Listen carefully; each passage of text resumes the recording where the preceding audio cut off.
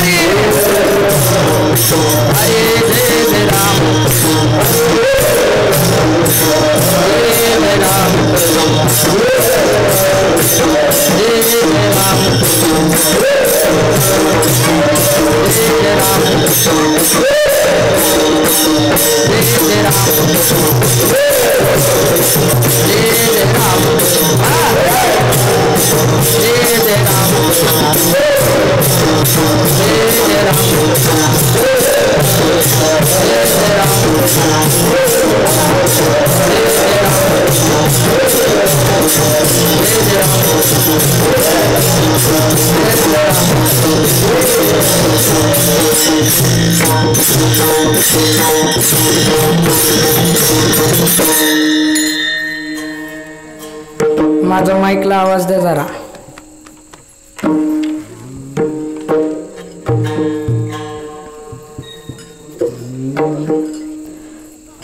बावे गाळे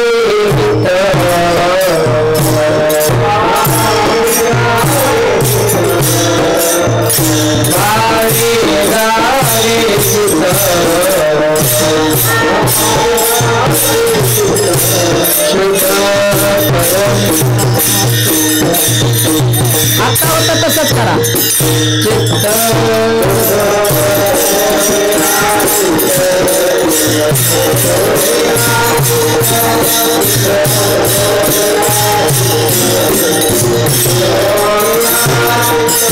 भारी गारे गीत भारी गारे गीत विकल्याला शुद्ध शुद्ध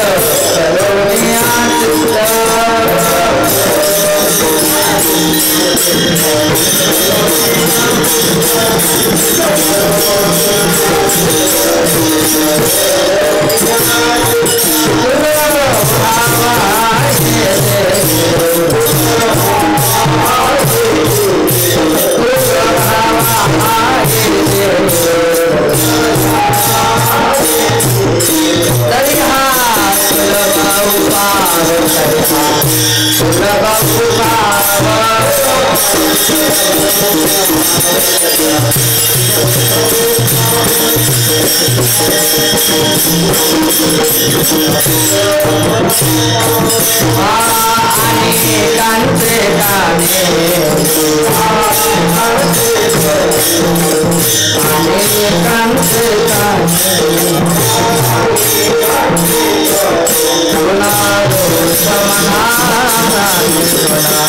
दोष मनाने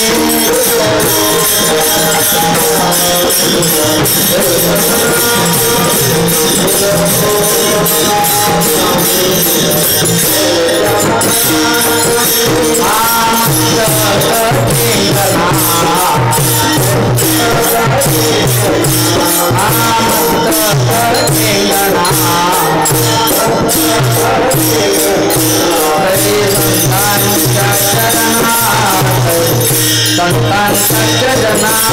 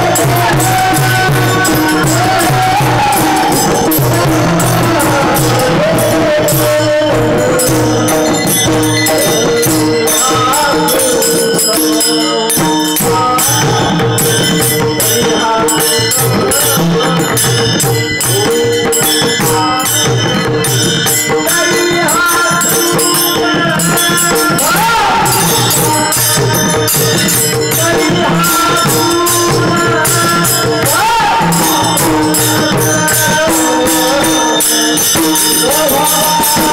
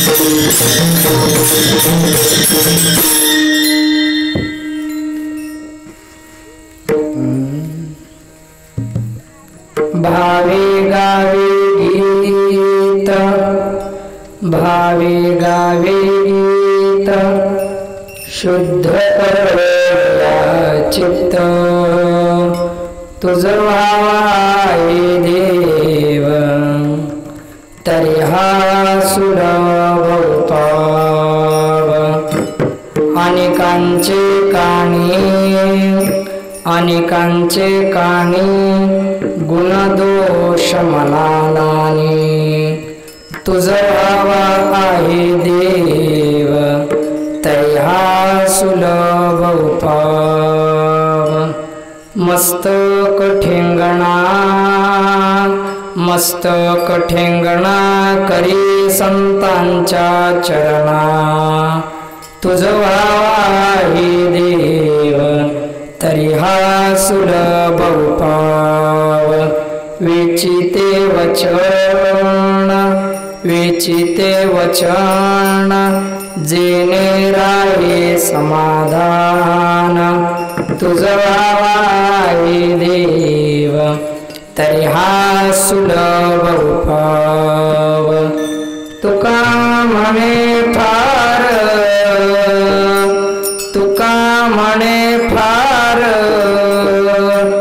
थोडा तरी परोपकार,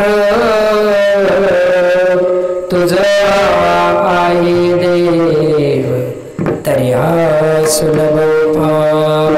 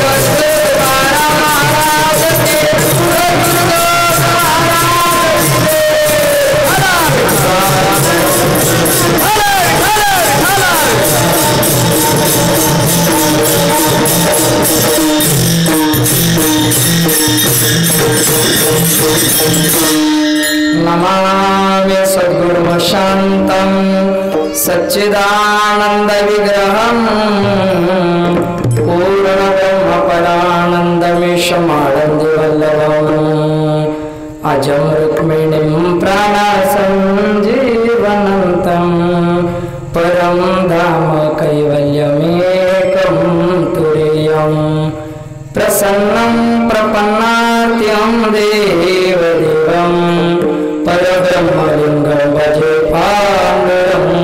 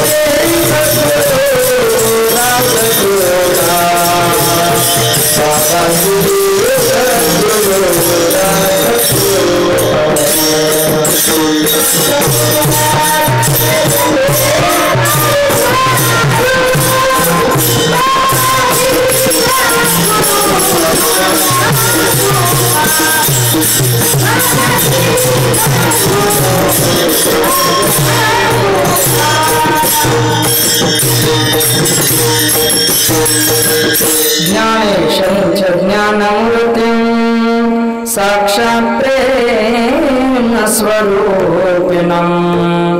नामदेव दयामूर्तिं नाथं वन्दे पुनः पुनः वैराग्यस्य परामूर्तिं देवक्षेत्रनिवासिनं तुकाराम महाराष्ट्रं भक्तराज चतुष्टयं सम्पाद्य ज्ञानं च विदाय भक्तिं विलोकितो येन समाधिराजा वैराग्यवन्तं सुविचारयुक्तं नमामि जोगं शिरसा गुरुन्तं शृणुपन्त तथा गुणिगणतया मामासे बोलती नामे शंकर शंकराय शुभकरा निसंग जो संगती पुण्यश्लोकीचा पुणे नगरीचा मोती करा शोभतो ऐसा संत बरा शुभकरा दांडेकरा वंदितो शुक्लां ब्रह्म विचार सार परमा आद्यां जगद्व्यापिनीं विना पुस्तकधारिणीं अभयदां जड्यान्धकारापहां हस्ते स्फाटिकमालिकां विदधतीं पद्मासने संस्थितां वन्दे तां परमेश्वरीं भगवतीं बुद्धिप्रदां शारदां विठ्ठला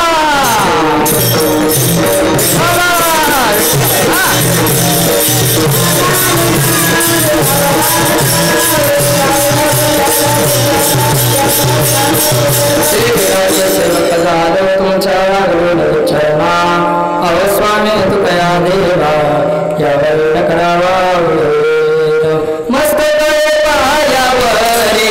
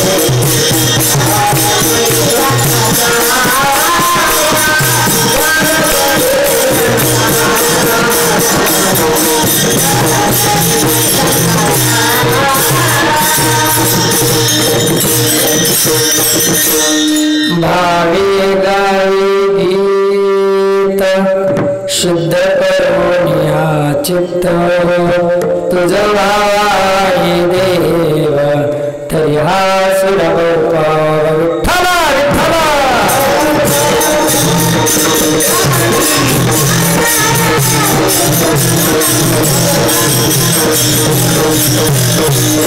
भगवान अकारण कारण करुणावरणालय रुक्मिणी प्राण संजीवन आनंद कंद भक्तवत्सल पंढरीश पांडुरंग परमात्म्याच्या असीम कृपाशीर्वादाने कैवल्य साम्राज्य चक्रवर्ती साधकांचे मायबाप योग्यांची माऊली सकल संत कंठभूषण अलंकापूर पीठाधीश्वर अखंड समाधिगण भगवान श्री ज्ञानोबाराय वैराग्य सिंधू जगतवंद जगद्गुरु श्रीमंत श्री तुकोबाराय आदी करून सकल संत मांद्याळींच्या असीम कृपाशीर्वादाने समस्त ग्रामस्थ मंडळ भगतवाडी तथा जाधव शेती फार्मा यांच्या भक्तिभावातून एकोप्यातून सहकार्यातून संपन्न होत असलेला चतुर्थ दिनी भव्य कीर्तन भक्ती सोहळा आणि या सोहळ्यातील आजची द्वितीय दिवसाची हरी कीर्तनाची सेवा समस्त जाधव परिवाराच्या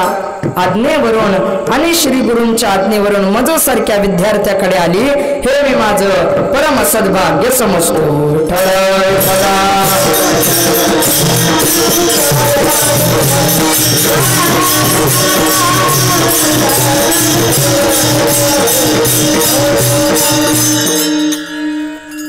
सेवेकरता घेतलेला अभंग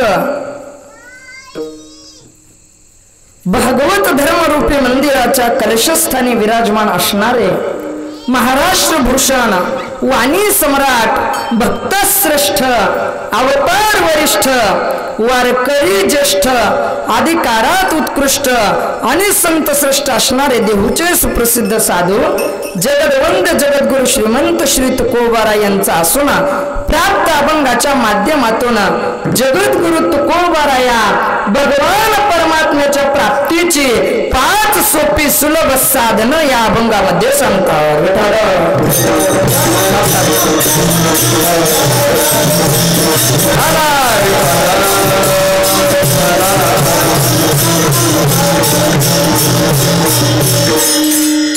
कीर्तनाच्या प्रारंभाला जमलेल्या सर्व श्रोत्यांना काही महत्त्वाच्या 4 सूचना माझ्या आहेत.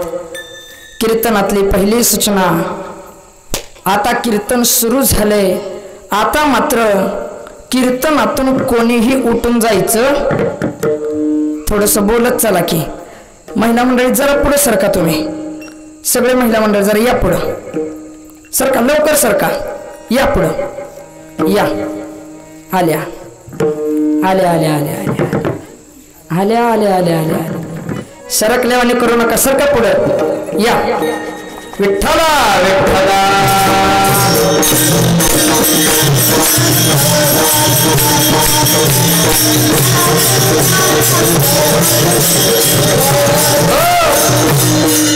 कीर्तनातली पहिली सूचना ऐका, द्या माझ्याकडे लक्ष. आता कीर्तन सुरू झाले बर का. आता मात्र कीर्तनातून कोणी उठून जायचं. आता बरं वाटलं बरं का, जरा भगतवाडीत आल्यासारखं वाटतंय. थोडा आवाज येऊ द्या. जेवण कीर्तन झाल्यानंतरच आहे. कीर्तनातली दुसरी सूचना, कीर्तनामध्ये कोणीही आपापसात बोलायचं नाही. कीर्तनातली तिसरी सूचना, अजूनही ज्यांचे मोबाईल चालू आहेत त्यांनी केवळ 1 तासापुरते आपापले मोबाईल सायलेंट करा, किंवा तुमच्या भाषेत सांगू का, आपापल्या मोबाईलची तोंड दाबा. आणि अत्यंत महत्वाची शेवटची सूचना, कीर्तनामध्ये कोणीही हाताने टाळी वाजवायची नाही. होय, किती सावध आहे ते. असं करू नका बरं. हाताने टाळी, मुखाने नाम. कीर्तन 9 ला 10 मिनिटं कमी असताना विरामच पावे. विठ्ठला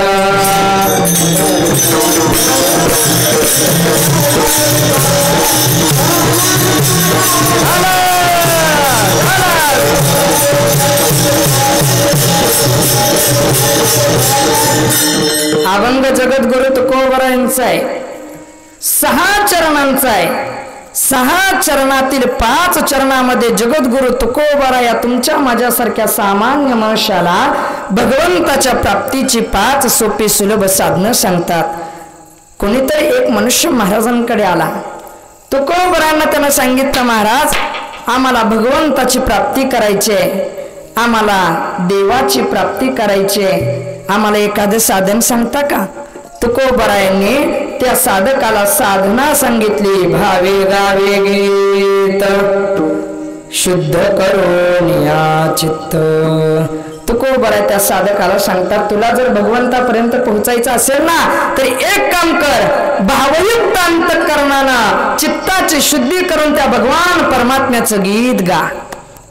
साधन सांगितल्यानंतर तो मनुष्य तुकोबरायांना म्हणतो, महाराज अहो ज्याला गीत गाता येईल असं मनुष्य गीत गाईल, परंतु ज्याला गीतच गाता येणार नाही अशाला भगवंताची प्राप्ती करून घ्यायची असेल तर त्याने कोणती साधना केली पाहिजे?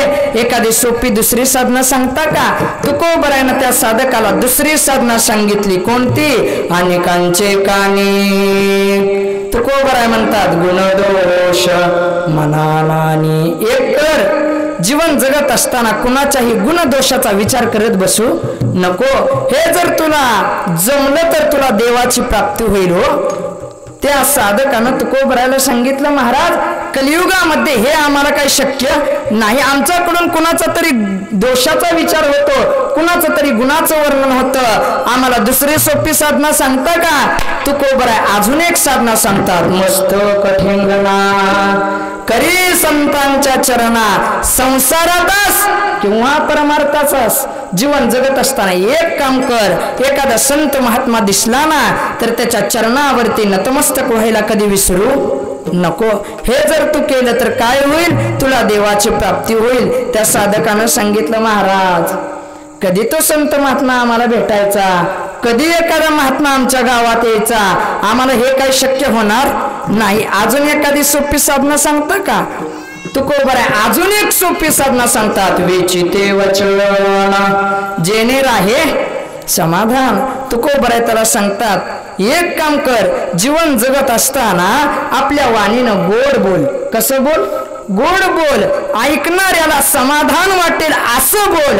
तू जर हे जरी केलं तरी तुला देवाची प्राप्ती झाल्याशिवाय राहणार नाही. त्या साधकानं सांगितलं, तुकोबराया आमच्याच्यानं हे सुद्धा होणार नाही. अजून एखादं सोपं सांगता का? आमचे गुरुजी नेहमी म्हणतात की माणसं सोपं सोपं करत मुळा सगट खायला बघतात. अजून एखादं सोपं, अजून सोपं, अजून सोपं, किती सोपं संतांनी सांगावं तरी सुद्धा तुकोबरायानं त्याला सांगितलं, एक कर, गीत गाता आलं नाही गाऊ नकोस, गुणदोषाचा विचार करू नको म्हणलं तेही जमत नाही, तेही करू नको. मस्तक ठेंगणा, एखाद्या संतांच्या चरणावरती नतमस्तक हो म्हणलं ते जमत नाही, तुकोबराय म्हणतात तेही करू नको. गोड बोल म्हटलं, गोडही बोलता येत नाही, हे जरी नाही जमलं तर जीवन जगत असताना एक कर, जास्त नाही. तुकोबराय म्हणतात, तुका म्हणे फार. तुकोबराय म्हणतात, तुका म्हणे फार पण जास्त नाही. हो, किती? थोडा तरी परोपकार. हे सगळं केल्यानंतर काय होईल? तुझं वावाई देव तरी हा सुलभ उपहार.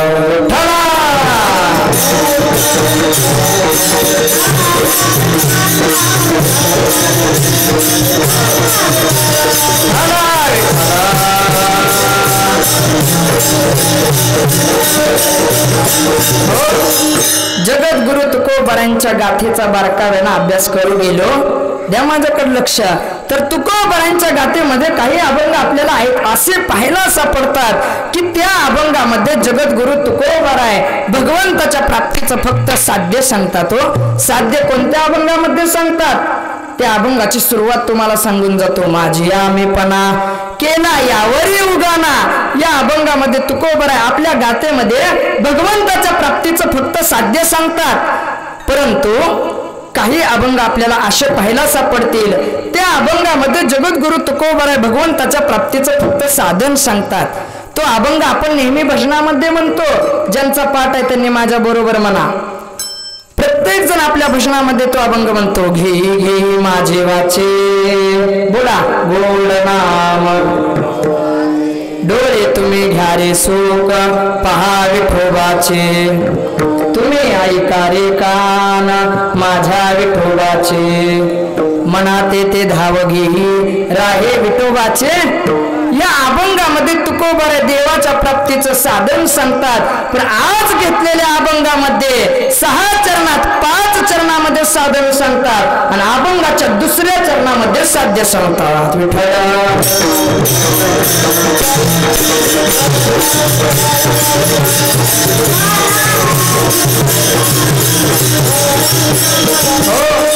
कोणीतरी एक मनुष्य महाराजांकडे आला आणि त्यांनी महाराजांना प्रश्न केला, महाराज तुम्ही 6 चरणात 5 साधनं का बरं सांगितली, एखादं साधन सांगून जमलं नसतं का, असा प्रश्न केल्यानंतर तुकोबाराने त्याला उत्तर दिलं, बाबा या कलियुगामध्ये जीवन जगत असलेला माणूस एका रंगानं रंगलेला नाही, प्रत्येकाचे रंग वेगवेगळे आहेत। अगदी ह्याच प्रमाणे तुकोबारे त्याला एक दृष्टांत देतात। एखाद्या कापड दुकानदारानं कापडाचं दुकान टाकलं, बोलत चला कशाचं दुकान टाकलं, कापडाचं बरं का, कपड्याचं रेडीमेड कपड्याचं दुकान टाकलं आणि त्या कापड दुकानदारानं फक्त या लहान लहान मुलांच्याच मापाचे कपडे जर तिथं ठेवली तर ती कपडे मोठ्या माणसांना बसणार नाही तो, आणि त्या दुकानदारानं फक्त मोठ्याच माणसांचे कपडे ठेवली तर या सगळ्याला उघडे बसावं लागेल।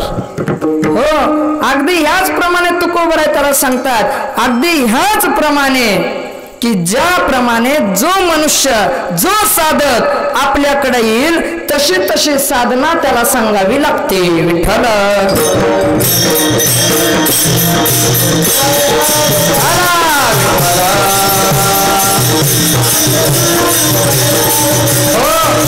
सज्जन हो, सामान्य जीवामध्ये आणि संतांमध्ये फार अंतर आहे, द्या माझ्याकडे लक्ष। सामान्य जीवामध्ये आणि संतांमध्ये फार अंतर आहे। किती अंतर, महाराज नेहमी कीर्तनामध्ये सांगतात जमीन आसमानचं अंतर आहे।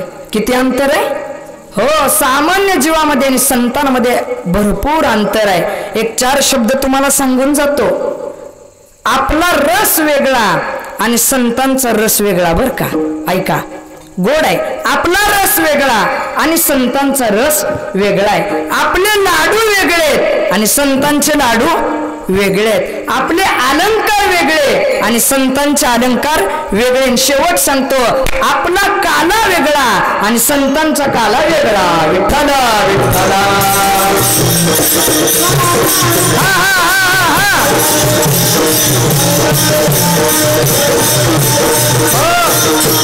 आपला रस वेगळा आणि संतांचा रस वेगळा बर का।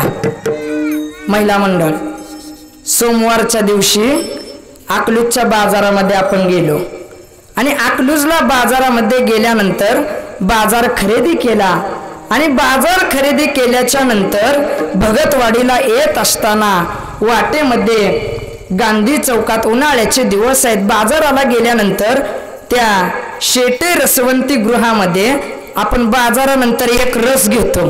कोणता रस, बोला की, ऊसाचा रस बर का। बोलताय पण जरा लयच हळू बोलताय कालच्या प्रश्न। हो, उन्हाळ्याच्या दिवसामध्ये बाजार खरेदी केल्यानंतर अत्यंत गरमी होते म्हणून आपण एक रस घेतो। कोणता रस घेतो, ऊसाचा रस बर का। चला पुढं, उन्हाळ्याच्या दिवसामध्ये आपल्या घरी एखादा पाहुणा आला आणि त्या पाहुण्याला आपण एका रसाचं जेवण करतो। कोणता रस, आमरस बर का, तेवढं बरं पाठ आहे, आमरस। एखादा पाहुणा आपल्या घरी आला आणि त्यानं सांगितलं मी चहा सुद्धा घेत नाही आणि दूध सुद्धा घेत नाही, त्यावेळेस त्या पाहुण्याला आपण एक रस देतो। कोणता रस, लिंबू सरबत बर का, लिंबाचा रस। हे झाले सगळे आपले रस। पण जगद्गुरु तुकोबारायांना विचारलं, तुकोबाराया तुमच्या जीवनामध्ये तुम्हाला कोणता रस प्राप्त झाला, तुकोबाराय त्याचं वर्णन करतात।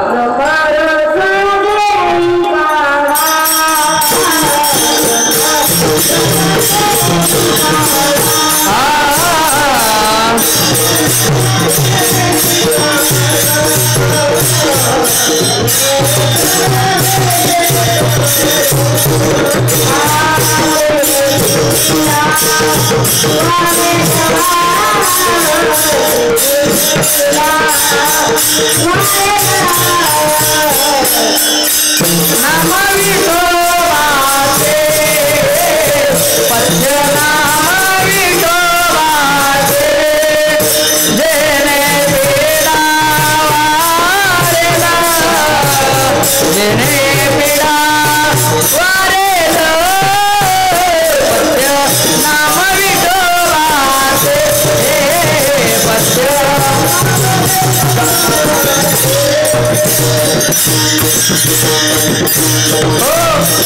तुकोबारांना त्यांच्या जीवनामध्ये कोणता रस प्राप्त झाला तुकोबार आहे त्याचं वर्णन करतात. ब्रह्मरस घे काढा जेणे पिडा वारेल. चला पुढं. आपले लाडू वेगळे आणि संतांचे लाडू वेगळे बर का. आपले लाडू कोणते? दिवाळीच्या दिवसांमध्ये आपण अनेक प्रकारचे लाडू करतो. त्यामध्ये बुंदीचा मोतीचूर बोला की लाडू बर का, रव्याचा लाडू, बेसनचा लाडू, राजगिऱ्याचा, शेंगदाण्याचा जो उपवासाला सुद्धा चालतो बर का. हे सगळे आपले लाडू झाले. पण तुकोबरांचा लाडू कोणता? तुका म्हणे खातो आनंदाचे लाडू नका सर पडू घ्या रे तुम्ही, नका सर पडू घ्या रे तुम्ही.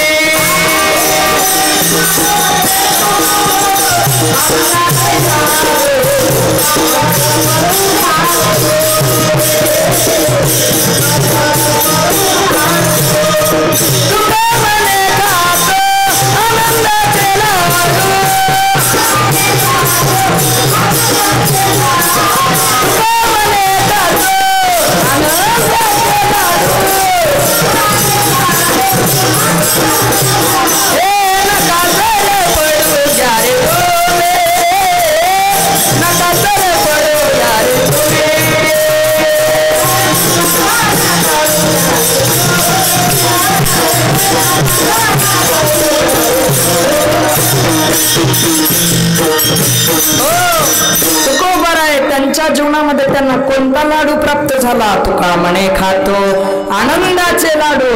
आनंदाचं सेवन करणं तुकोबार आहे म्हणतात. हा आमच्या जीवनातला लाडू आहे. आपले अलंकार वेगळे आणि संतांचे अलंकार वेगळे बर का. आपले अलंकार कोणते? जास्त प्रमाणात महिला मंडळीत तुम्ही आहेत म्हणून तुमच्यासाठी सांगतो. आपले अलंकार कोणते? तुकोबार आहे त्याचं वर्णन आपल्या गाथेमध्ये करतात. ते 32 अलंकार आहेत. किती अलंकार? 32 बर का. 32 अलंकारांची नावं तुम्हाला सांगून जातो. मणी, मंगळसूत्र, वज्रटी, गळसरी, पुतळ्याची माळ, ठुशी, चंद्रहार, हुल्लड, कुरडू, केवडा, कर्णफूल, बाळ्या, बुगड्या, बांगड्या, नथ, चमकी, बोरमा, गंटन, नेकलेस, बाजूबळ, शिंदेशाही तोडे, चपलांचा हार. काय चुकलं का? काय बोलतात? मी सांगायला सुरुवात केल्यानंतर पुढच्यानी बोट मोजायला सुरुवात केली. काय परीक्षा बघता काय माझी? हा, हे सगळे आपले अलंकार झाले हो. पण तुकोबारांचा कोणता अलंकार प्राप्त झाला?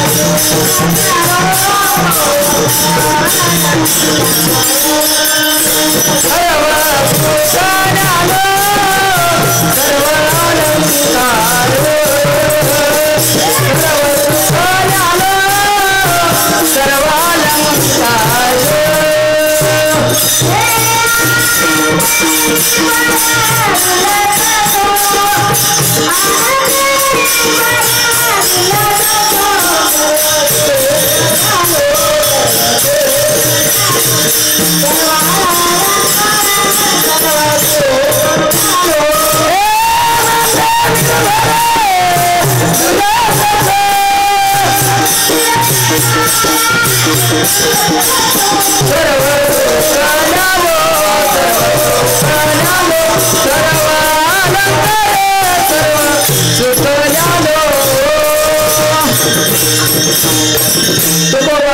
सर्व सुख यावे सर्व अलंकार आनंदे निर्भर डुलत सो.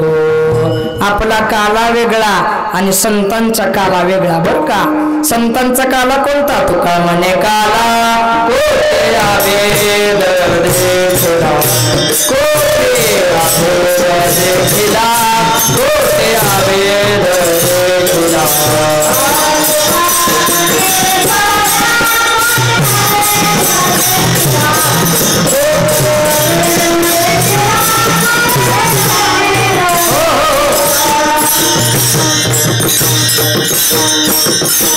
म्हणे काला कोटे या भेद देखिला. जीवन जगत असताना प्रत्येक मनुष्याच्या जीवनामध्ये काही कर्तव्य सांगितले. विठ्ठला विठ्ठला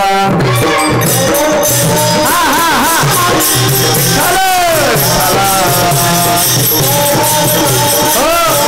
जीवन जगत असताना माणसांची काही कर्तव्य सांगितली हो.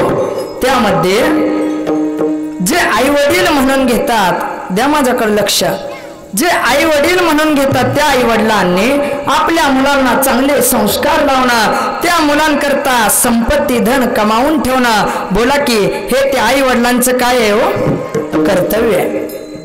जे भाऊ म्हणून घेतात त्या भावानं आपल्या बहिणीचं रक्षण करणं हे त्या भावाचं काय सांगितलं महाराज? कर्तव्य सांगितलं. जे गुरुजी म्हणून घेतात त्या गुरूंना शिष्याला यथार्थ ज्ञान देणं हे त्या गुरूंचं काय सांगितलं? कर्तव्य सांगितलं. जे शिष्य म्हणून घेतात त्या शिष्यानं गुरुजींच्या शब्दावरती विश्वास ठेवावा हे त्या शिष्याचं सुद्धा काय सांगितलं? कर्तव्य सांगितलं. जे पतिराज म्हणून घेतात त्या पतिराजानं दिवसातून एकदा तरी बायकोला वळतेपर्यंत मारणं हे त्या पतिराजाचं काय सांगितलं? कर्तव्य म्हणताय. शास्त्र सांगतं मी ब्रह्मवृंदांच्या साक्षीनं पाहुण्यांच्या साक्षीनं तुझ्या बरोबर पाणी ग्रहण केलंय. आता माझ्या सुखात आणि दुःखात भगवंतानंतर दुसरा क्रमांक तुझा आहे. धर्मेच आर्तेच कामेच नातीच रामी नातीच रामी नातीच रामी. विठ्ठला विठ्ठला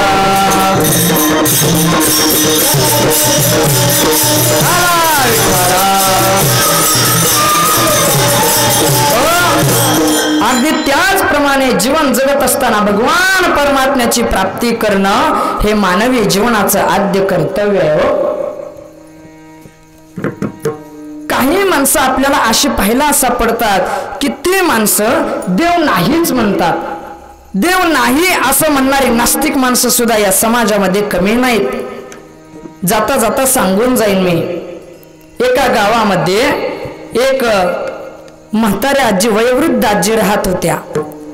त्या आजींच्या पुण्याईनं त्यांना 3 मुलं झाली. ती 3 मुलं अत्यंत दैव संपन्न अशी सात्विक मुलं त्या आजींच्या पोटी जन्माला आली हो. पण घडलं असं, ज्या आजींच्या पोटी ती 3 सात्विक मुलं जन्माला आली होती ती बिचारी म्हातारी कधीच कुठं मंदिरामध्ये देवाच्या दर्शनाला जात नव्हती बर का. कधीच ज्ञानेश्वरीच्या पारायणाला बसत नव्हती. भगतवाडीमध्ये एवढा सुंदर 4 दिवसाचा कीर्तन महोत्सव चालू आहे, चला त्या कीर्तन महोत्सवाला असं म्हणून ती कीर्तनाला सुद्धा कधी येत त्या म्हातारीचं सांगते बर का. हो, कधीच कुठं देवाच्या दर्शनाला नाही, प्रवचनाला नाही, कीर्तनाला नाही, कुठंच बिचारी जात नव्हती हो. परंतु त्या आजीच्या पोटी मात्र 3 मुलं अत्यंत दैव संपन्न अशी सात्विक जन्माला आली. घडलं असं, वृद्ध झाली ती म्हातारी. मरणाचा काळ जवळ आला, मृत्यू समय अत्यंत जवळ आल्यानंतर त्या 3 मुलांमधील दुसऱ्या क्रमांकाच्या मुलाला सारखं वाटायचं की माझ्या आईच्या मुखातून एकदा तरी रामाचा उच्चार व्हावा, माझ्या आईनं एकदा तरी मुखामध्ये राम म्हणावं असं त्याला वाटायचं हो. म्हणून मृत्यूच्या समयाला आलेल्या, मृत्यूच्या सरसय्येवरती झोपलेल्या आपल्या आईच्या जवळ तो मनुष्य गेला. आणि गेल्याच्या नंतर घडलं असं, तो आपल्या आईला बोलू लागला, आई अगं आतापर्यंत मी तुला कधीच काही मागितलेलं नाही, परंतु माझी अशी अपेक्षा आहे, मृत्यू समय तुझा अत्यंत जवळ आलाय, मला एकच तुला मागायचं आहे, तू एकदा फक्त मुखानं राम असं म्हण बर का, राम म्हण असं त्याला वाटायचं. त्यानं आईला आपली इच्छा बोलून दाखवली, परंतु ती म्हातारी सामान्य नव्हती हो. तिनं आपल्या मुलाला सांगितलं, अरे जीवन जगत असताना आतापर्यंत कधीच त्याचं नाव घेतले नाही, आणि आता त्याचं नाव घेऊ का म्हणली, अजिबात त्याचं नाव घेणार नाही. त्याचं नाव म्हणली पण देवाचं नाव घेणार नाही अशी बिचारी म्हणली नाही हो. पण त्या बिचारा 2 नंबरच्या मुलाला वाटायचं की माझ्या आईच्या मुखामध्ये राम यावं. त्याने एक दुसरा प्रयत्न केला बर का. प्रयत्न असा केला, गावातील एका रामभाऊ नावाच्या मनुष्याला त्यानं आपल्या घरी बोलवलं. घरी बोलवल्याच्या नंतर त्याला सांगितलं की तू आईच्या समोरून ये, मी आईला अंगणामध्ये बसवतो आणि तिथं तुला पाहिल्यानंतर आई मुखामध्ये राम असं म्हणेल. असं त्याला वाटल्याच्या नंतर त्यानं आपल्या आईला अंगणामध्ये बसवलं. पुढून त्या रामभाऊला यायला लावलं. रामभाऊ पुढून येत असताना आपल्या आईला त्यानं विचारलं, आई अगं तुला पुढून येताना कोण दिसतंय, कोण आहे पुढं, असं आईला विचारल्यानंतर ती म्हातारी त्या मुलाकडे बघत बघत बघत आपल्या मुलाला सांगते, अरे ही वय हे हौशीचं पोरग आहे. काय म्हणते, हौशीचं पोरग म्हणली, पण बिचारी रामभाऊ काय म्हणली नाही हो. त्याला वाटायचं रामभाऊ मधला राम जरी नसतं म्हणली तरी माझ्या आईला चांगली गती प्राप्त होईल असं त्याला सतत वाटायचं. परंतु बिचारीनं काय देवाचं नाव मुखामध्ये घेतलं नाही. झालं असं त्यानं आणखी एक प्रयत्न केला. प्रयत्न असा केला की मृत्यू समयाला झोपलेल्या आईची क्वाट उचलली आणि आपल्या गावातल्या रामाच्या मंदिराच्या समोर नेली. आणि तिथं नेल्यानंतर क्वाट ठेवली. आईला विचारलं, आई अगं आता तरी सांग तुला पुढं काय दिसतंय, कुणाचं मंदिर दिसतंय. त्याला वाटायचं आता तरी रामाचं मंदिर म्हणाल, आता तरी देवाचं मंदिर म्हणाल. पण तुमच्या भाषेत सांगू का, ती म्हातारी सामान्य नव्हती हो, ईर्षा होती, ईर्षा. कधीच देवाचं नाव मुखात घेतलं नव्हतं. त्यानं विचारलं कुणाचं मंदिर पुढं दिसतंय.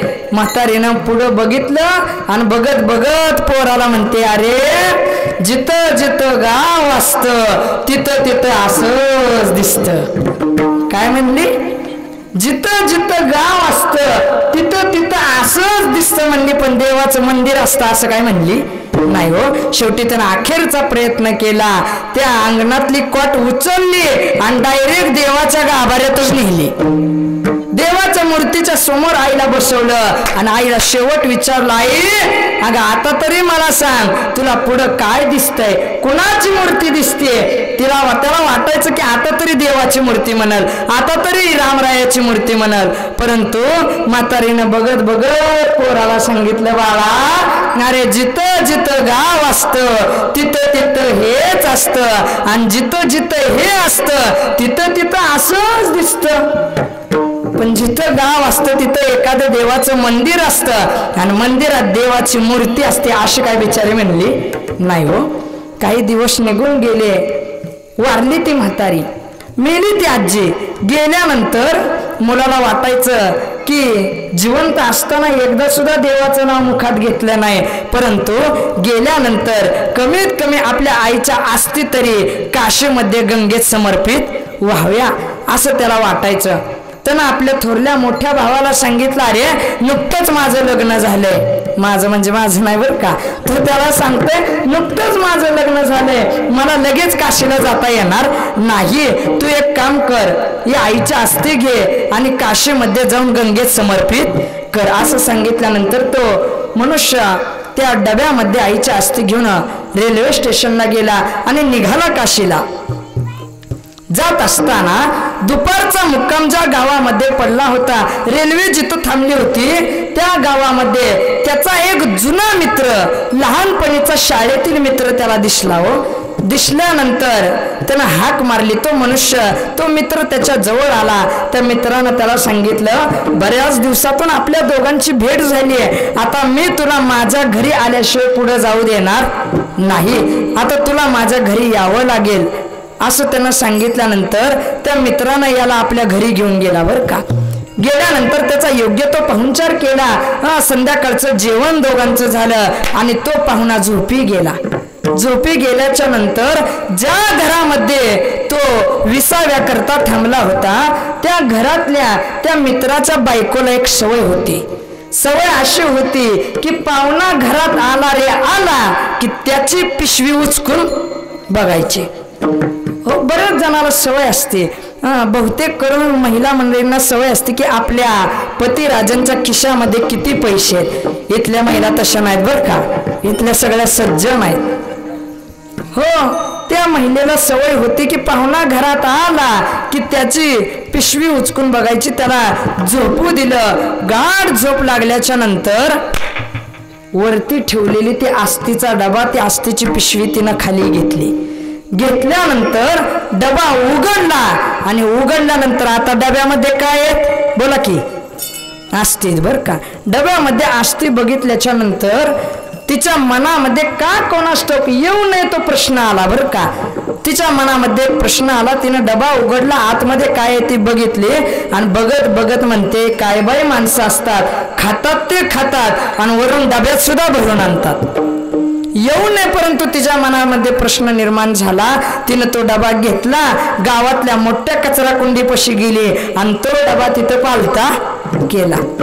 डबा स्वच्छ घासला आणि त्या डब्यामध्ये बुंदीचे मोतीचूर लाडू भरले. डबा तसाच बंद केला आणि होता तसा तिथं वरती पोटमाळ्यावर ठेवून टाकला. पाहुणा दुसऱ्या दिवशी सकाळी उठला, स्नान संध्या केली, तो डबा घेतला, रेल्वे स्टेशनला गेला आणि काशीला तो पोहोचला. तिथं गेल्यानंतर ब्राह्मणांना बोलवलं. ब्राह्मणांना बोलवल्यानंतर तो डबा ठेवला. ब्राह्मणांनी अस्थि विसर्जनाचा मंत्र म्हटला. मंत्र म्हटल्यानंतर ब्राह्मणांनी त्याला सांगितलं मी मंत्र म्हटलेला आहे, आता या अस्थि तुम्ही गंगेत काय करा, विसर्जन करा. त्यानं तो डबा घेतला, कमरे एवढ्या पाण्यामध्ये गेला आणि डबा उघडला. डबा उघडतोय तर आतमध्ये काय आहे, अस्थि नाहीत, आतमध्ये बुंदीचे मोतीचूर लाडू आहे. तो मनामध्ये प्रश्न निर्माण झाला. म्हणला म्हातारीच्या अस्थीचे लाडू कसे काय झाले, त्यालाच कळले नाही. परत तो तसा निघून घरी आला. आल्यानंतर इकडं 2 नंबरच्या भावाला काळजीच लागली होती. हो, त्यानं त्याला विचारलं, म्हणला आईच्या अस्थी गंगेमध्ये समर्पित झाल्या का. त्यानं सांगितलं, म्हणला कशाच्या अस्थीन कशाचं काय, गंगेमध्ये गेल्यानंतर आस्थीचे लाडू कसे झाले माझे मलाच कळले नाहीत. पण तो 2 नंबरचा जो मुलगा होता तो अत्यंत चाणाक्ष होता. हो, त्यानं 2-3 आस्थीचं पीठ एका बारक्या डब्यामध्ये भरलं होतं. त्याला सांगितलं तू एकटा काशीला गेला होता, आता तू एकटा काशीला जायचं नाही, आता आपण घरातले सगळेजणच कुठं जायचं, काशीला जायचं. मिनी ट्रॅव्हल्स ठरवली आणि सगळेजण त्या ट्रॅव्हल्स मध्ये बसले आणि कुठं निघाले बोला की, काशीला. बरं का, काशीला गेल्याच्या नंतर पुन्हा ब्राह्मणांना बोलवलं, पुन्हा मंत्र म्हटला. ब्राह्मणांनी सांगितलं आता अस्थि विसर्जन करा. त्यावेळेस त्या 2 नंबरच्या भावानं ती डबी आपल्या धोतराच्या गाठीला लावली आणि वरच्या बाजूला सगळे पुरुष मंडळी स्नान करतायत आणि त्याच घरातील काही महिला मंडळी खालच्या बाजूला स्नान करत होती. त्या 2 नंबरच्या भावानं गंगेमध्ये गेल्यानंतर 3 वेळा बुडी मारली आणि गंगेत बुडी मारल्याच्या नंतर ती कासोट्याला असलेली अस्थीची डबी आपोआपच गंगेमध्ये काय झाली, विसर्जित झाली. गेल्यानंतर घडलं असं, ती डबी खाली खाली खाली सरकत येत होती. नेमकं खाली येत असताना त्याच घरातील एक महिला खाली स्नान करत असताना तिनं अर्घ देण्यासाठी असं गंगेतलं पाणी उचललं होतं. नेमकं गंगेतलं पाणी उचललं असताना ती डबी खाली सरकत सरकत सरकत त्या घरातील त्या महिलेच्या हातामध्ये आली. हो, हातामध्ये आल्यानंतर त्या महिलेच्या मनामध्ये प्रश्न निर्माण झाला. म्हणली कधीच काशीला आले नव्हते, कधीच गंगेमध्ये स्नान केले नव्हते, परंतु पहिल्यांदा काशीला आले, गंगेमध्ये स्नान करते आणि हातामध्ये काहीतरी आहे. तिला वाटलं गंगा मैयाने मला प्रसाद दिला.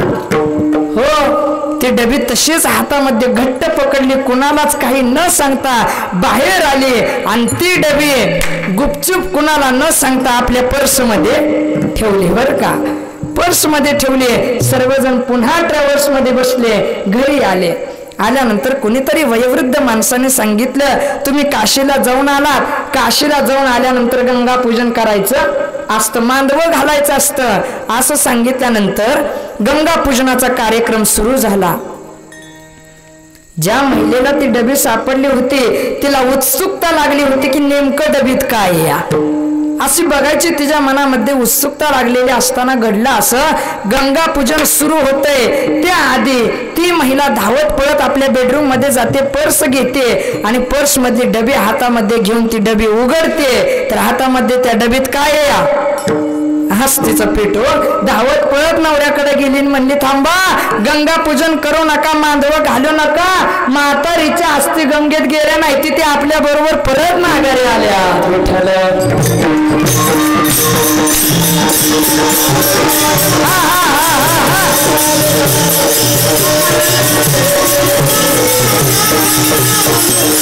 मला सांगायचं हे, उभ्या जन्मात भगवंताचं नाम जर मुखामध्ये घेतलं नाही तर शेवटच्या अंतकालाला त्या माणसाची हाड सुद्धा गंगा मैया आपल्याकडे घेत नाही हो. म्हणून भगवंताचं चिंतन करावं. आपल्याला जर सुखाची प्राप्ती व्हावी अशी वाटत असेल तर आपण भगवंताचं नामचिंतन केलं पाहिजे.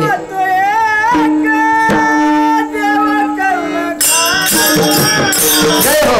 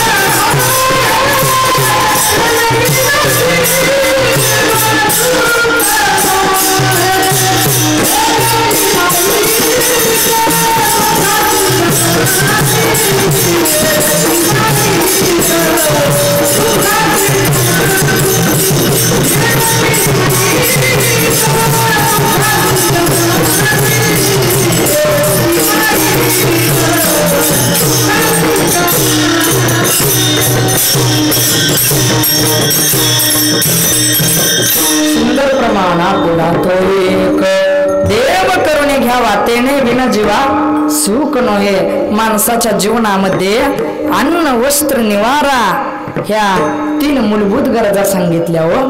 पेटी मास्तरवाले महाराज मला सांगा ना, तुम्हाला अकलूज मध्ये 10,000 स्क्वेअर फूटचा बंगला बांधून देऊ का सुख देऊ?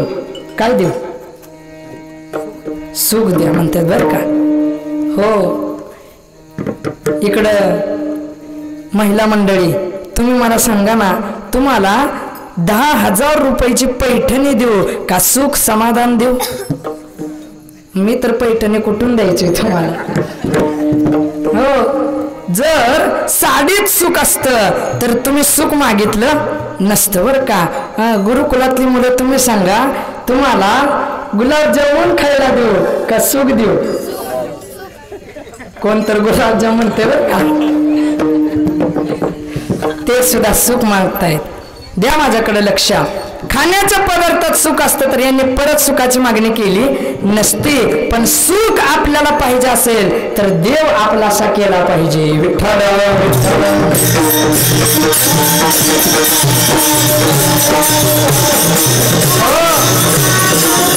सज्जन हो, घडतं असं की आपल्याला दुःखामध्ये भगवंताची आठवण येते पण सुखात मात्र माणसं भगवंताची आठवण काढायला तयार नाही. दुःख जवळ आलं की माणसाला सुखाची आठवण होते परंतु सुखामध्ये मात्र देवाची आठवण कधीच कोण काढत नाही. कबीरदास म्हणतात ना, कबीरजींचा एक सुंदर दोहा आहे. कबीर महाराज म्हणतात दुःखामध्ये सर्वजण देवाची आठवण करतात पण सुखामध्ये जर तुम्ही देवाची आठवण केली तर तुम्हाला दुःख कधीच होणार नाही. कबीरजी म्हणून सांगून जातात, दुख में सुमिरन सब करे, सुख में करे ना को, सुख में सुमिरन जब करे, दुख काहे काय कबीरा, दुख काहे काय. कबीरजी म्हणतात दुःखामध्ये सगळ्याला देवाची आठवण येते परंतु सुखामध्ये जर देवाची आठवण झाली तर दुःख होईलच कशाला. विठ्ठल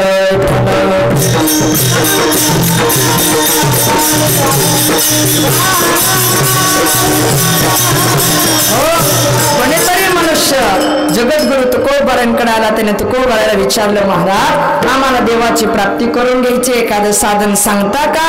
तुकोबारा साधन त्या साधकाला सांगतात अभंगाच्या पहिल्या चरणामध्ये.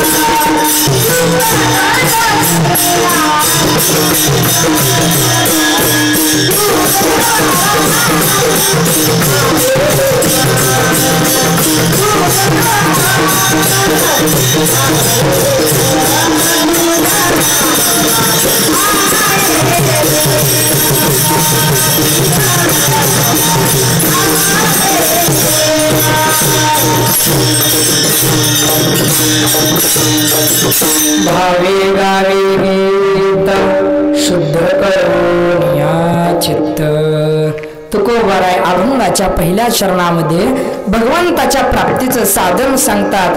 भावयुक्त अंतःकरणानं चित्ताची शुद्धी करून भगवान परमात्म्याचं गीत गा. कुणी गीत गायलं हो? अत्यंत लहान वयामध्ये असताना त्या शबरीच्या आई वडिलांनी त्या शबरीचा विवाह ठरवला. ज्या वयामध्ये पती पत्नींच्या नात्याची पुसट ओळखही नाही, कोण असतात हे नवरा बायको हे माहितीही नव्हतं, त्या वयामध्ये त्या शबरीला लग्नाला सामोरं जावं लागणार होतं. लग्नाच्या आदल्या दिवशी आईच्या शेजारी खिडकीमध्ये बसलेले असताना सहज खिडकीमधून लक्ष गेलं. काही बकऱ्या बांधलेल्या आहेत. आईला विचारलं, आई या बकऱ्या कशा करता ग बांधलेल्या आहेत? आईनं सांगितलं नाही. वडिलांना विचारलं. वडिलांनी उत्तर दिलं, बाळा तुझ्या लग्नामध्ये येणाऱ्या माणसांची जेवणाची मेजवानी म्हणून या सगळ्यांचा बळी द्यायचा आहे. धार धार तलवारीनं कापावं तसं वाक्य त्या शबरीच्या कोमल हृदयाला लागलं हो. कुणालाही न सांगता ती शबरी आपल्या घरातून रात्रीची पसार होते. कुठं गेली असेल ती शबरी कुणालाच काही ठाऊक नाही. पण ज्या आश्रमामध्ये ती शबरी गेली होती तो मतंग ऋषींचा आश्रम होता. पहाटेच्या कालावधीमध्ये त्या शबरीनं उठावं. मतंग ऋषी ज्या रस्त्यानं जातायत तो रस्ता साफ करावा, संपूर्ण सडा रांगोळी करावी. आणि आपण भिल्ल कुळामध्ये जन्माला आलेला असल्यामुळे आपल्या कोणावरती वाईट नजर पडू नये याकरता ती शबरी झाडावर राहायची हो. मतंग ऋषी पाहतायत कोणीतरी एक जीव दररोज रस्ता साफ करतोय, सडा रांगोळी करतोय, परंतु कोण आहे तो जीव हे ऋषी मतंगांना माहित नव्हतं. घडलं असं, मतंग ऋषीने ठरवलं की नेमकं कोण स्वच्छता करते, कोण सेवा करते, एक दिवस पाहावं. म्हणून पहाटेच्या कालावधीमध्ये ती शबरी स्वच्छता करत असताना, झाडलोट करत असताना मतंग ऋषीने तिला पाहिलं. पाहिल्याच्या नंतर मतंग ऋषी त्या शबरीला विचारते, बाळा कोण आहेस तू? तिने सांगितलं, माझं नाव शबरी. घडलेला इतिवृत्तांत सगळा मतंग ऋषींना शबरीनं सांगितल्यानंतर मतंग ऋषींनी त्या शबरीला सांगितलं, आजपासून तू झाडावरती राहायचं नाही. आपल्या आश्रमाच्या शेजारी त्या शबरी करता एक छोटीशी कुटी बांधून दिली हो. तिला सांगितलं, आजपासून तू या कुटीमध्ये राहायचं आणि एक लक्षात ठेव, एक ना एक दिवस तुला भगवान रामराया तुझ्या कुटीमध्ये येऊन दर्शन दिल्याशिवाय राहणार नाही, यावर विश्वास ठेव. आणि असं सांगून मतंग ऋषी काही दिवसानंतर वृद्धापकाळाने या जगताचा निरोप घेतात. परंतु गुरुवचनावरती विश्वास ठेवून ती शबरी दररोज पहाटे उठते. अनेक वर्ष झालं वाट पाहते, 1-2 वर्ष नाहीत, 36 वर्ष ती शबरी भगवंताची वाट पाहते. डोळ्याचे दीप मालवलेले आहेत, अंग सुरकुतलेले, डोळ्याची ज्योत मालवते, अंग थरथर कापते. अशा अवस्थेमध्ये असताना सुद्धा दररोज पहाटे उठते, सडा रांगोळी करते, अंगणामध्ये रांगोळी काढते, वनामध्ये जाते, सुंदर अशी फळं आणते, रान फुलांचा रंगीत हार करते आणि भगवंताची वाट पाहत पाहत म्हणते, ए रे माझा राम राया, ए रे माझा राम राया, ओन बोरे घ्यावीत खाया, बोळ्या शबरीची बोळी माया, ए रे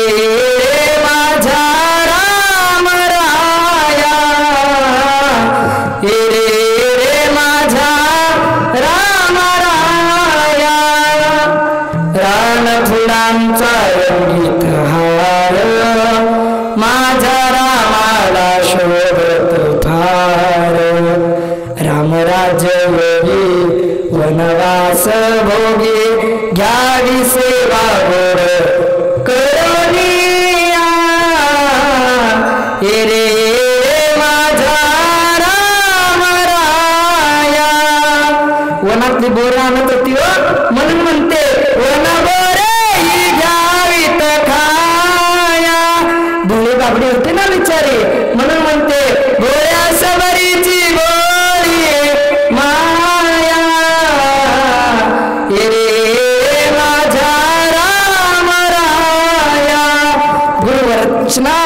विश्वास ठेवून भगवंताचं भावयुक्त अंतःकरणाला चित्ताची शुद्धी करून भगवंताचं गीत गाते घडतं असं एक ना एक दिवस प्रभू रामचंद्र त्या कुटीमध्ये प्रवेश करतायत त्या शबरीनं भगवंताच्या चरणावरती डोकं टेकवलं नतमस्तक झाली गोड फळे भगवंताला अर्पण केली मला सांगायचं एवढं भावयुक्त अंतःकरणानं चित्ताची शुद्धी करून म्हणते ये रे माझा राम राया भगवान परमात्मा तिथं येऊन त्या शबरीला दर्शन देत आहेत याचंच वर्णन तुकोबाराय करतात भावे गावे गीत शुद्ध करून या चित्त तुकोबाराला त्या साधकांना विचारलं महाराज अहो ज्याला गीत गाता येईल असं मनुष्य गीत गाईल पण ज्याला गीतच गाता येणार नाही जो बेसूर आहे त्यानं काय करावं त्याला एखादी साधना सांगता का तुकोबाराय त्याला आणखी एक साधना सांगतात अभंगाच्या 3ऱ्या चरणात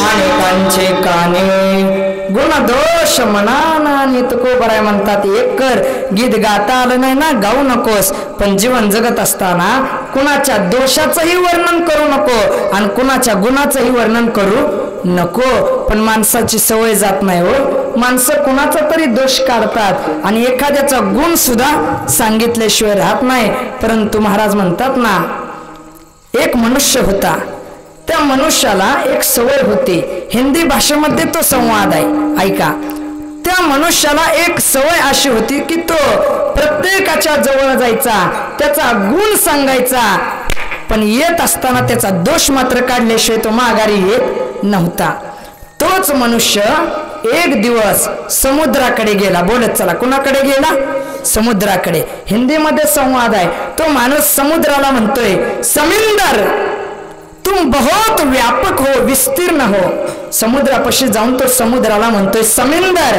तुम बहुत व्यापक हो विस्तीर्ण हो लेकिन आपका जल खारा है कैसा है खारा बर का त्यानं समुद्रापाशी जाऊन समुद्राला सांगितलं समुद्रा तुम्ही खूप मोठे आहात परंतु तुमचं पाणी पिण्याच्या लायकीचं नाही तोच मनुष्य कोकिळेकडे गेला कुणाकडे गेला कोकिळेकडे गेला तिथं जाऊन त्या कोकिळेला तो म्हणतोय कोयल तुम बहुत अच्छी गाती हो ऐका बर का कोकिलेला तो म्हणतोय कोयल तुम बहुत अच्छी गाती हो लेकिन आपका रंग काला है कैसा है कोकिलेला म्हणतो तू खूप छान गातेस परंतु तुझा रंग काळा आहे तो मनुष्य गुलाबाच्या फुलाकडे गेला गुलाबाला म्हणतोय गुलाब तुम दिखने में बहुत अच्छे दिखते हो लेकिन आपके पास कांटे हैं गुलाबाला म्हणतोय गुलाब तुम्ही दिसायला खूप छान दिसता पण तुमच्या जवळ काय आहे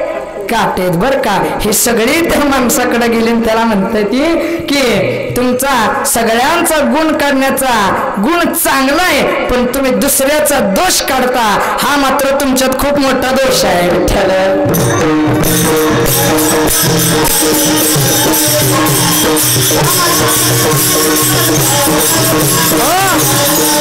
तुम्ही केव्हाही बघा सर्वसामान्य माणसामध्ये सुद्धा एखाद्या मनुष्याचं लग्न झालं बरं का लग्न झाल्याच्या नंतर बिचारा दिसायला जर सावळा असला आणि त्याच्या पुण्याईनं त्याला जर एखादी गोरी पान नाकी डोळे निकस अशी पत्नी मिळाली तर त्याचे मित्र त्याला बोलता बोलता म्हणतात, अरे तू कसा आणि ती कशी, तू कसा आणि ती कशी, तुला दिल्याच रे कशी. आता आपल्याला काय त्याच आहे, परंतु मित्र मात्र सदा त्याची निंदा करत असतात. आणि घडतं असं एखाद्या वेळेस हा दिसायला चांगला असला आणि बायको जर त्याची सावळी असली तरी सुद्धा त्याला म्हणतात, तू कसा आणि ती कशी, तू कसा आणि ती कशी, तू केलीच कशी. आता आपल्याला त्याचं काही घेणं नसतं, परंतु माणसं दोष काढल्याशिवाय राहत नाही. तुकोबाराय म्हणतात, तुम्हाला स्तुती जरी करायची असेल तर देवाची करा आणि निंदा जरी करायची असेल तर कोणाची, स्तुती अथवा निंदा करावी देवाची, कीर्तिमानवाची वर्णन कीर्तिमानवाची वर्णन स्तुती अथवा निंदा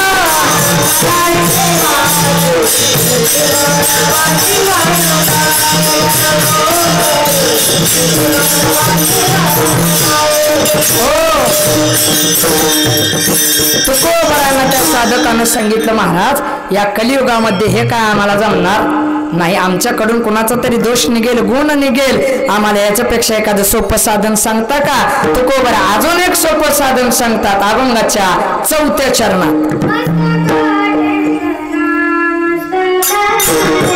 हा हा हा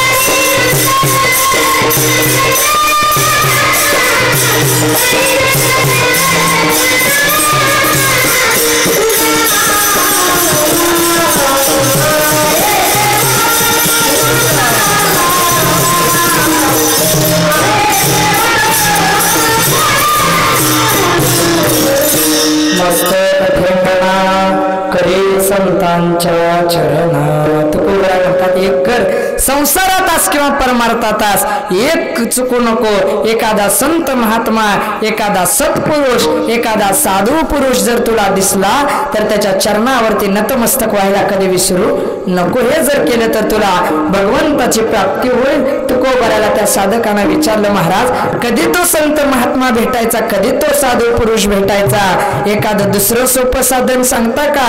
तुकोबाराय म्हणतात, विचिते वचन जेणे राहील समाधान. एक कर जीवन जगत असताना असं बोल, असं बोल, ऐकणाऱ्याला समाधान वाटलं पाहिजे. मस्तक ठेंगणा करी संतांच्या चरणा आणि वेचिते वचन जेणे राहील समाधान. कसं असतं एकदा एका दृष्टांतातून पाहू. एक वेळेस भजन करा विठोबा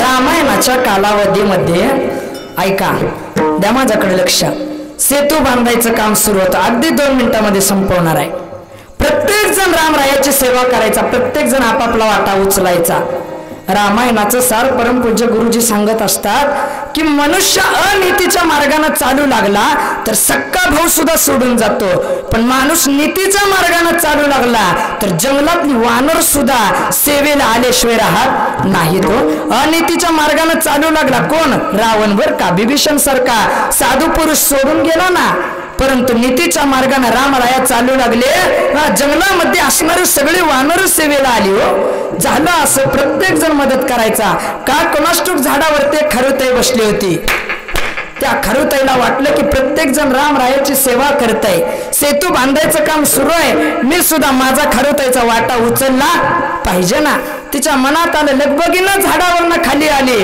आणि खाली येऊन त्या खरुताईनं असा मोठाचा मोठा दगड उचलला काय काय खरुताईला दगड उचलतो का कधी हा आली धावत पळत गेली पाण्यामध्ये अंग बुडवलं बाहेर रेतीपाशी आली रेतीमध्ये अंग माखवलं आणि जिथं सेतू बांधायचं काम सुरू आहे तिथं जाऊन आपलं अंग काय केलं असं झाडलं बर का 2-3 वेळेला तिचं काम सुरू आहे राम हनुमंतराया मोठाचा मोठा दगड घेऊन त्यावर राम अक्षर लिहून निघाले होते जात असताना हनुमंतरायाचं लक्ष काय खाली नव्हतं ती लगबगीनं खारुताई जात असताना नेमकं त्या हनुमंतरायाचा पाय खारुताईच्या शेपटीवरती पडला हो जसा पाय शेपटीवर पडला तसं त्या खारुताईच्या मुखातूनच रक्त आलं प्रत्येक जण आपापल्या कामामध्ये व्यस्त आहे कोणी त्या खारुताईला पाहायला तयार नाही पण श्रीमद भगवद्गीता बोलते ना पितामहस्य जगतो माता धाता पितामह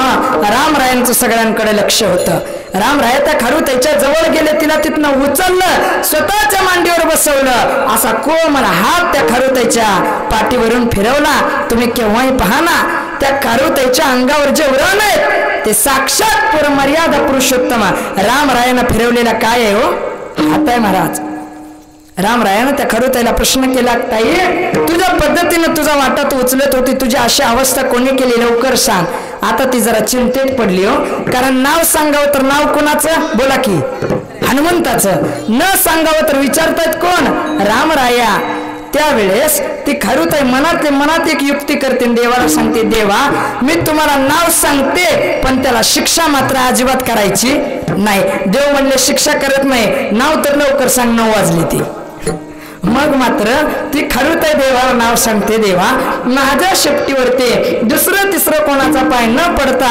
माझ्या शेपटीवर हनुमंतरायाचा पाय पडला जसं हनुमंताचं नाव ऐकतात हनुमंतरायाला बोलवून घेतात देव हनुमंताला म्हणतात हनुमंता केवढा तो जीव खरुताईचा तुला खाली बघून जाता येत नाही का आता ते हनुमंतराय होते हनुमंतरायाने देवाला सांगितलं देवा शेपटीवर पाय पडला म्हणून वाचली तरी पाठीवर पाय पडला असतं मग काय झालं असतं हा देव त्या खरुताईला प्रश्न करतात बरं ते जाऊ दे मी तुला खूप वेळ झाला नाव विचारतोय तू नाव का सांगत नाही नाव सांगते त्याला शिक्षा करू नका असं तू का म्हणतेस त्यावेळेस ती खरुताई जे उत्तर देते ते दोन्ही चरणाकडे वळणार आहे हो खरुताई देवाला म्हणते देवा माझ्या शेपटीवर हनुमंतरायाचा पाय पडला हे सांगत नव्हते ना, त्याचं कारण एकच आहे हो, हनुमंतरायाचा पाय माझ्या शेपटीवर पडला म्हणून मृत्यू समयाला मरण प्रसंगाला मला तुमचं साजिर गोजीर रूप पाहता आलं आणि मृत्यू समयाला मरण प्रसंगाला मला तुमच्या मांडीवर बसायचं सौभाग्य सुद्धा प्राप्त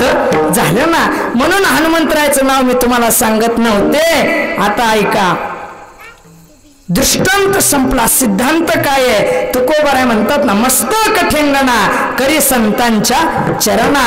फार काय नाही परंतु थोडीशी संगत हनुमंतरायाच्या चरणाची त्या खारुताईला झाली, एवढा मोठा अधिकार प्राप्त झाला. तुकोबाराय म्हणतात ना, मस्तक ठेंगणा करी संतांच्या चरणा. खारुताईनं दिलेलं उत्तर रामरायाला एवढं आवडलं, एवढं आवडलं, रामरायाच्या मनाला सुद्धा समाधान वाटलं. विचिते वचन जेने राहे समाधान. तुकोबाराला विचारलं, अजून एखादी सोपी साधना? तुका म्हणे फार. तुकोबाराय म्हणतात, जास्त काय नाही हो, पण किती? थोडा बर का, थोडा तरी परोपकार. जीवन जगत असताना जास्त नाही पण थोडा परोपकार करायला शिका. हे सगळं केल्यानंतर काय होईल? महाराज म्हणतात, तो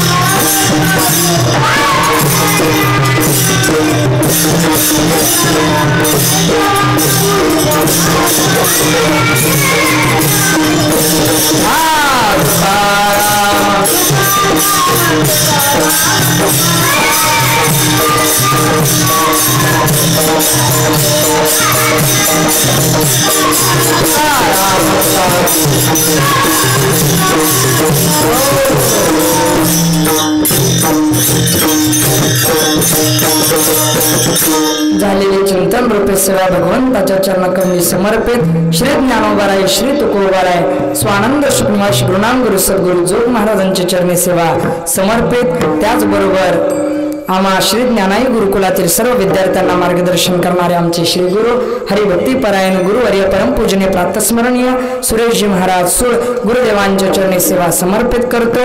तुम्ही माता पिता प्रिय श्रोते, त्याचबरोबर संपूर्ण जाधव परिवार, समस्त श्री ज्ञानाई गुरुकुलातील सर्वच माझे हे गुरुबंधू सर्वांनीच या ठिकाणी सुंदर अशी सेवा केली, त्याबद्दल तुम्हा सर्वांची चरणी सेवा समर्पित. झालेली चिंतन सेवा भगवंताच्या चरणी समर्पित करून सेवेला याच ठिकाणी पूर्णविराम. विठ्ठल